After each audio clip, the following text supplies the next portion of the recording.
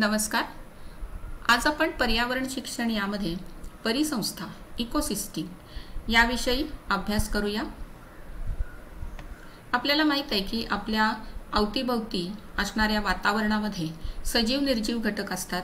म्हणजेच पर्यावरण जे आहे आपलं ते सजीव आणि निर्जीव घटकांनी बनलेलं आहे। हे जे सजीव निर्जीव घटक आहेत त्यांच्यामध्ये सातत्याने आंतरक्रिया चालू असतात। त्यांच्यामध्ये प्रत्यक्ष अप्रत्यक्ष असे सहसंबंध असतात आणि त्यातून एक आकृतिबंध तयार होतो, त्याला परिसंस्था असं म्हटलं जातं। इकोसिस्टीम या इंग्रजी शब्दासाठी आपण मराठी परिसंस्था हा शब्द वापरतो। इकोसिस्टीम ही संज्ञा 1935 मध्ये ए.जे. टॅन्सले यांनी प्रथम पुरस्कृत केली।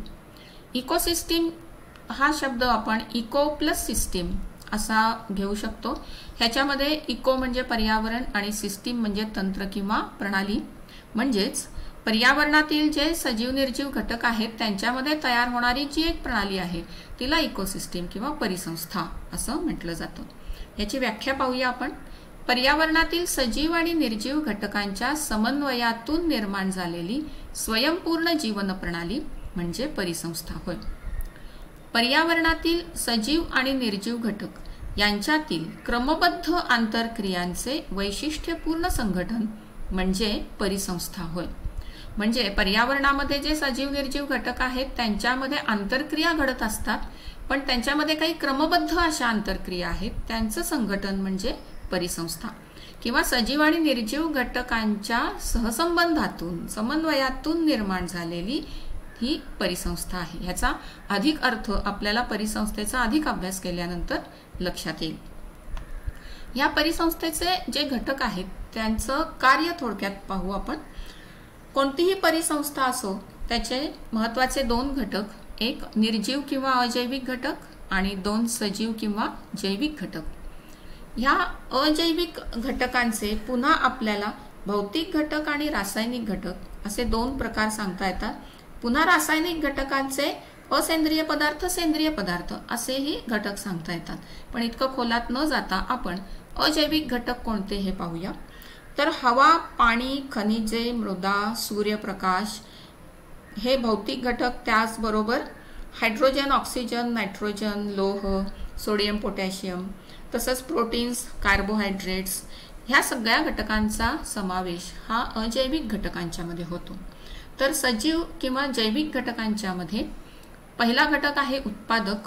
हिरव्या वनस्पतींना उत्पादक म्हटलं जातं कारण त्या अन्न तयार करतात। दुसरा घटक आहे भक्षक। सर्व प्रकारचे प्राणी हे भक्षक आहेत कारण कोणताही प्राणी अन्न तयार करू शकत नाही, अन्नासाठी दुसऱ्यावर अवलंबून असतो।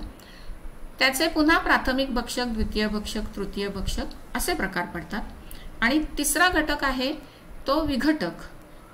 सूक्ष्मजीव जे आहेत ते सूक्ष्मजीव हे विघटक म्हटलं जातं त्यांना। आता यांची कार्य काय आहेत, तर हे जे अजैविक घटक आहेत परिसंस्थेमध्ये या अजैविक घटकांना सुद्धा महत्त्वाचं स्थान आहे, कारण सजीवांच्या वाढीसाठी त्यांच्या शरीरामध्ये जाऊन त्यांच्या शरीराची योग्य ती वाढ व्हावी याच्यासाठी हे जे घटक आहेत अजैविक घटक हे फार महत्त्वाचं कार्य करत असतात। तर जैविक घटकांच्या मध्ये हिरव्या वनस्पती ह्या अन्न तयार करण्याचं काम करतात। प्राणी हे अन्नासाठी उत्पादकांच्यावरती अवलंबून असतात आणि विघटक जे आहेत हे विघटक मृत शरीरांचं विघटन करून पुन्हा एकदा पोषक द्रव्ये जी आहेत ती वातावरणात मिसळून देण्याचं कार्य करत असतात। तर ह्या परिसंस्थेतले जे सगळे घटक आहेत त्या सगळ्या घटकांच्याकडे विशिष्ट पद्धतीचं कार्य आहे असं आपल्याला दिसून येतं आणि त्यामुळेच हे सगळे घटक हे एकमेकांशी संबंधित असतात। तर त्यांच्यामध्ये असणारे जे संबंध आहेत किंवा ते एकमेकावर कसे अवलंबून आहेत हे या आकृतीच्या सहाय्याने आपण पाहूया। ही परिसंस्थेची रचना ही आपल्याला आकृतीमध्ये आपल्याला बघायला मिळते। तर हिरव्या वनस्पती ज्या आहेत ह्या हिरव्या वनस्पती त्यांच्यामध्ये असणाऱ्या हरित द्रव्यांच्या सहाय्याने आणि सूर्यापासून मिळणारी ऊर्जा आणि हवेतील कार्बन डायऑक्साईड वायू यांच्या सहाय्याने प्रकाश संश्लेषण क्रिया करतात आणि त्यामधून अन्न तयार करण्याचं काम आणि ते साठवून ठेवण्याचं काम या उत्पादक हिरव्या वनस्पती करत असतात। सगळे प्राणी जे आहेत ते भक्षक आहेत, त्यामुळे ते अन्नासाठी उत्पादकांच्या वरती अवलंबून असतात. उत्पादकांनी तयार केलेलं म्हणजे हिरव्या वनस्पतींनी तयार करून साठवून ठेवलेलं अन्न हे प्राणी ग्रहण करतात. आता ह्याच्यामध्ये सुद्धा आपल्याला प्रकार मघाशी म्हटलं तसं पाहायला मिळतात. काही प्राणी असे आहेत जे अन्नासाठी थेट हिरव्या वनस्पतींवर अवलंबून असतात, तर काही प्राणी अन्न म्हणून दुसऱ्या प्राण्यांना ग्रहण करतात. तर हे जे प्राणी आणि हिरव्या वनस्पती यांचे मृतदेह जे आहेत त्यांचं विघटन करण्याचं काम सूक्ष्मजीव करत असतात आणि ह्या विघटनातून त्या शरीरातील पोषक द्रव्य, खनिज पुन्हा वातावरणामध्ये मिसळली जातात. तर या ठिकाणी आपल्याला एक चक्र असलेलं दिसून येतं. सूर्याकडून मिळणारी जी ऊर्जा आहे ती ऊर्जा हिरव्या वनस्पती अन्नाच्या स्वरूपात आपल्यामध्ये साठवून ठेवतात. हीच ऊर्जा ज्या वेळेला प्राणी अन्न ग्रहण करतात त्यावेळेला त्यांच्यामध्ये संक्रमित होते आणि मृतदेहांचं विघटन होत असताना ही ऊर्जा विघटकांच्याकडे संक्रमित होऊन पुन्हा ती वातावरणामध्ये मिसळून जाते.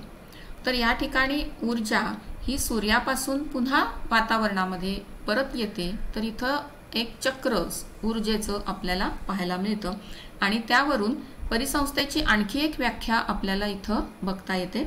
परिसंस्था म्हणजे अशी जीवन प्रणाली की ज्यामध्ये उत्पादक आणि उपभोक्ता किंवा भक्षक यांच्यामध्ये ऊर्जा चक्र रूपाने परिभ्रमण करत असते. आता आपल्याला लक्षात येईल की परिसंस्था हे अविरत फिरणारं असं चक्र आहे. ती एक स्वयंपूर्ण अशी जीवन प्रणाली आहे. जंगल ही एक परिसंस्था आहे, हे एक उदाहरण आहे. त्याचप्रमाणे वाळवंट, तलाव, सागर, शेती या विविध प्रकारच्या परिसंस्था आहेत. पृथ्वी ही एक मोठी परिसंस्था आहे आणि ह्या मोठ्या परिसंस्थेच्या अंतर्गत ह्या लहान मोठ्या परिसंस्था येतात. या परिसंस्था कार्यान्वित होण्यासाठी ऊर्जेची अत्यंत आवश्यकता असते आणि ही ऊर्जा सूर्यापासून मिळते. तर हे परिसंस्थेची रचना म्हणजे परिसंस्थेचं हे चक्र. आता या परिसंस्थेचे काही प्रकार पडतात ते आपण पाहू. परिसंस्थेचे प्रामुख्याने 2 प्रकार पडतात. एक नैसर्गिक परिसंस्था आणि दुसरी कृत्रिम परिसंस्था. नैसर्गिक परिसंस्थेचे पुन्हा 2 प्रकार आहेत, भूतल परिसंस्था आणि जलीय परिसंस्था. नैसर्गिक परिसंस्था म्हणजे काय, तर नैसर्गिक स्थितीमध्ये स्वयंपूर्ण असणारी परिसंस्था म्हणजे नैसर्गिक परिसंस्था. याचा अर्थ ह्या परिसंस्थांवरती निसर्गाचा ताबा असतो म्हणा किंवा त्या निसर्ग निर्मित अशा प्रकारच्या परिसंस्था असतात. तर याचे 2 प्रकार, भूतल आणि जलीय. भूतल परिसंस्था म्हणजे जमिनीवरती असणाऱ्या परिसंस्था. यामध्ये जंगल, वाळवंट, गवताळ प्रदेश यांचा समावेश होतो. तर जलीय परिसंस्था म्हणजे पाण्यातील परिसंस्था. नदी, तळे, समुद्र, खाडी ही जलीय परिसंस्थेची उदाहरणं आहेत. कृत्रिम परिसंस्था म्हणजे मनुष्याचे नियंत्रण असणाऱ्या परिसंस्था. म्हणजे शेती, बाग, अभयारण्य ही या ज्या परिसंस्था आहेत या परिसंस्था त्यांच्यामधले जे घटक आहेत त्यांच्यावरती मनुष्याचं नियंत्रण असतं, म्हणून त्यांना कृत्रिम परिसंस्था किंवा मानवनिर्मित परिसंस्था असंही म्हटलं जातं. म्हणजे माणसानं जाणीवपूर्वक या परिसंस्था या तयार केलेल्या असतात. आता ही जंगल परिसंस्था जी आहे, आपण थोडी माहिती घेऊ ह्या परिसंस्थांच्या संदर्भामध्ये. तर या जंगलांमध्ये विविध प्रकारचे प्राणी, वृक्ष एका ठिकाणी आपल्याला आढळतात. त्यामध्ये आपल्याला ओक, देवदार, चंदन, साग असे मोठमोठे वृक्ष, त्याचप्रमाणे लहान झुडपं, गवतांचे विविध प्रकार आढळतात. फुलपाखरं, हत्ती, माकडं, हरिण, ससे इत्यादी तृणभक्षक प्राणी, साप, नाग, नागतोडा, कोल्हा इत्यादी द्वितीय भक्षक प्राणी आणि वाघ, सिंह, चित्ता, गरुड, घारी असे शिखरभक्षक प्राणी आपल्याला आढळतात. बुरशी, बॅक्टेरिया हे विघटक असतात. तर ही जंगल परिसंस्था आहे. आपल्याला एक लक्षात येईल की ह्या परिसंस्थेमध्ये असणारे सगळे सजीव हे अन्नासाठी त्याच ठिकाणी असणाऱ्या सगळ्या घटकांवरती अवलंबून असतात. म्हणून ह्या परिसंस्थांना स्वयंपूर्ण जीवन प्रणाली असं म्हटलेलं आहे. गवताळ प्रदेशातील परिसंस्था जर पाहिली तर ह्या परिसंस्थांमध्ये गवताची मोठ्या प्रमाणावरती वाढ होत असते। त्यामध्ये आपल्याला पानगवत, हत्तीग्रास, वेस्टवॉर्ड इत्यादी गवतांचे प्रकार आढळतात। ससा, खार, जिराफ, कांगारू, झेब्रा हे प्रमुख प्राणी आढळतात। गाई, म्हशी हे दुग्ध व्यवसायासाठी इथं पाळल्या जातात। तर हे गवताळ प्रदेशातली ही परिसंस्था आहे।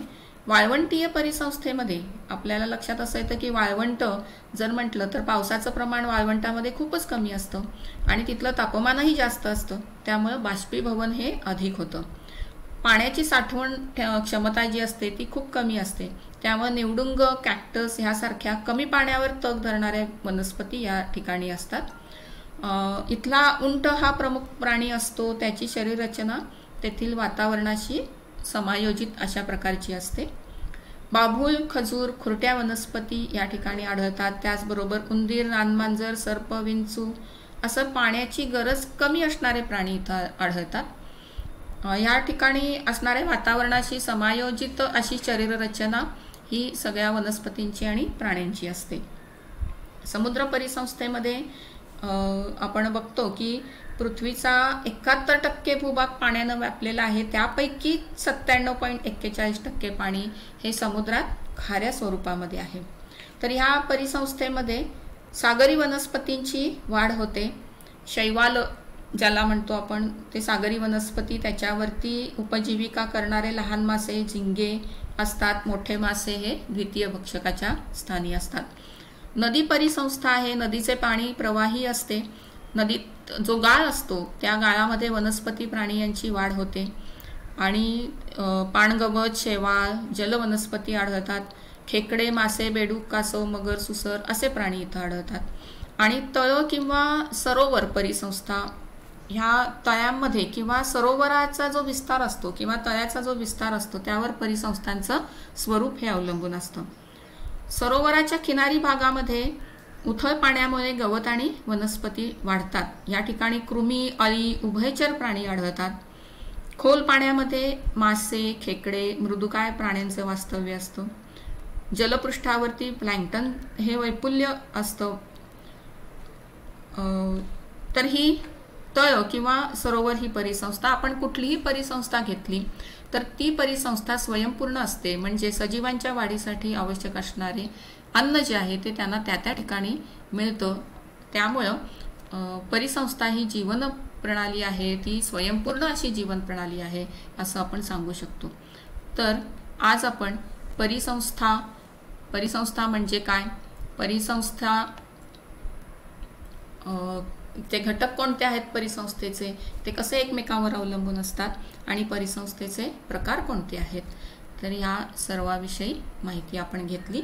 अन्नसाखळी आणि अन्नजाळी याविषयी आपण पुढच्या व्हिडिओमध्ये माहिती घेऊया। धन्यवाद।